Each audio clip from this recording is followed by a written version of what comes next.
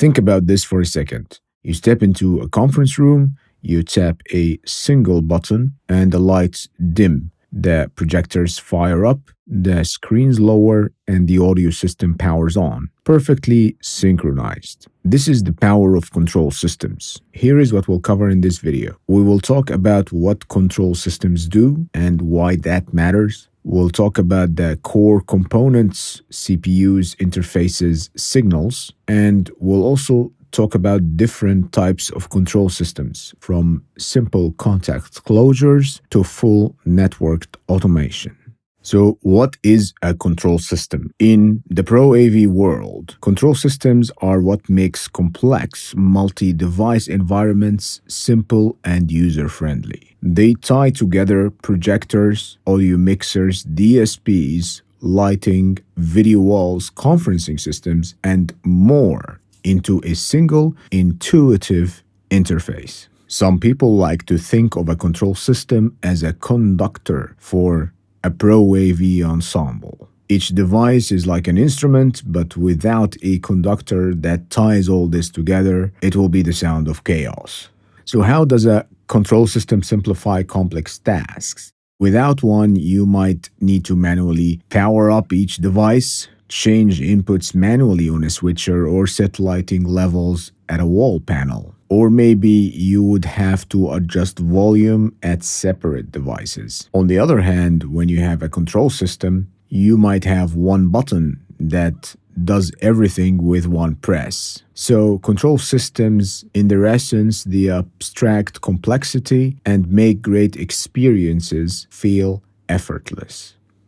Control systems are event-driven. How does that work? An event, like pressing a button, for example, or stepping onto a sensor or reaching a temperature threshold, triggers a series of actions. For example, you step into a pressure mat, lights come on. You tap Start Presentation, projector turns on, screen lowers, video switcher selects laptop input, house lights dim. When it comes to control systems interfaces, it is a critical component that shapes the user experience. Some examples are wall-mounted button panels, touch screens with graphical interfaces, faders, knobs, wireless remotes, mobile and web apps, as well as sensors and triggers. Those can be motion, pressure, or temperature. The best interface is one that is easy, intuitive, and is fit for the environment.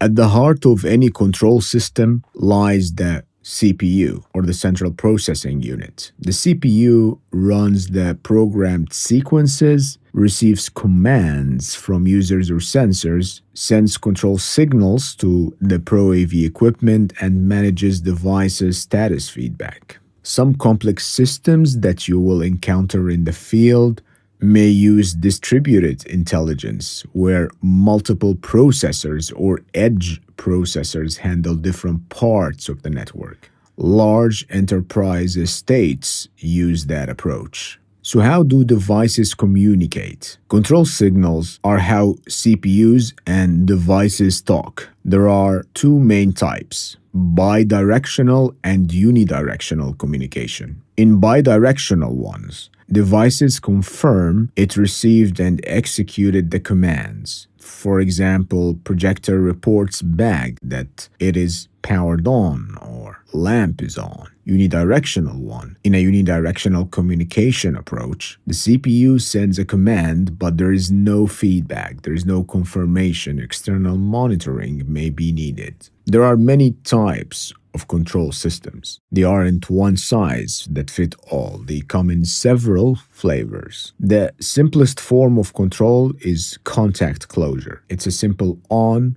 or off electrical connection. It's used for motors, projection screens, shades, and mechanical systems. It's also often used to detect inputs like door closures or sensor triggers. The second type is the variable voltage control. This is an analog type of control using variable DC voltage. When you encounter it in the field, it's often from 0 to 10 volts. It's common in lighting dimmer systems, For example, it can be 0V equals lights off, 5V equals 50% brightness, and 10V, that would be full brightness. We're all familiar with the next type, which is infrared or IR control. This uses invisible light pulses to send commands. Think of your home TV remote control. It's simple, cost-effective, but requires a line of sight.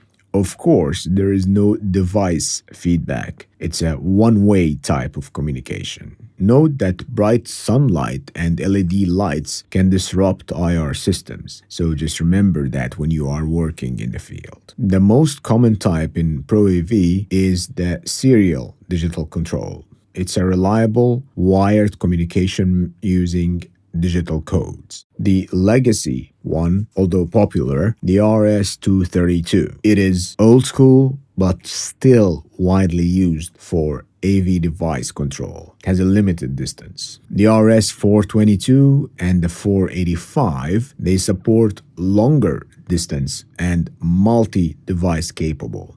It's up to 1,200 meters. USB control is common in some modern AV gear and can be extended over Ethernet. Serial connections are often used where precise, robust control is essential. The next type is radio frequency or RF control. This is wireless control via radio waves. Some of those protocols are Zigbee, Wi-Fi, or Bluetooth. Zigbee is for smart building and IoT control. Wi-Fi is for networked AV control and data. Bluetooth is a type of a personal connection, so it's for short-range device control. Think of wireless microphones sometimes or audio systems, although they are not very common in the AV industry. RF removes the need for line of sight, but you must manage interference carefully, especially in crowded spaces. Most common one you see today is networked control systems. So today's enterprise-grade Pro AV systems often live in the building's IP network. This takes the form of TCP/IP communication over local area network or even the wide area network. It can be used for real-time monitoring, asset management, room scheduling, troubleshooting as well. It provides centralized enterprise control locally or remotely via the internet. Control systems can now operate across entire campuses, cities, or even countries if you want. When it's time to choose the right control system, there are a few things you might want to consider. It's important to think about the complexity of the AV system. And of course, think user-centric. So ask yourself what the user skill level is. You might want to consider environmental factors such as distance, interference, and accessibility. And of course, think about integration with existing building systems and consider scalability, future expansion. And of course, if you're relying on the IP network, think about network security. I like to think of it that the best control system disappears in the background. It's not in the way of the user experience. Users should feel empowered, not confused. Control systems are the secret ingredient that makes Pro AV environments system simple, intuitive, and powerful. It can vary from basic button panels to full enterprise network control. A well-designed control system creates an invisible bridge between technology and user experience. Here is what we covered in this video. We covered what a control system does and why that matters. We covered the core components, CPUs, interfaces, and signals. And we also went through different types of control systems, from simple contact closures to full networked automation. That's it. Thanks for watching.